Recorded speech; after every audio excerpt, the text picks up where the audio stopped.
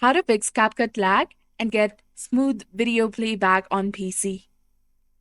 Hi guys, welcome back to our channel. In this video tutorial, I'll show you how to fix lag issues in CapCut on PC. So when you press play to view your edits and experience lag, follow the steps to resolve it. Click on anywhere on your timeline where there is no video or text, specifically in the gray area. This will bring up project settings, which you can modify. Click on modify in the right side of the screen. And now navigate to the performance section. Enable the proxy option. Simply toggle the switch on. This will speed up your editing process without affecting your video quality.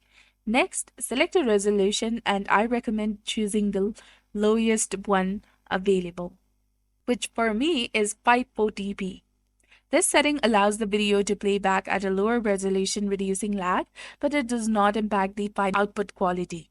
Remember, when you export your video after editing, it will not be in 540p. It will retain its original high resolution. So this is temporary resolution, which just helps you to avoid lag while using the CapCut. So click on Save button that is highlighted in blue color, and you'll be done.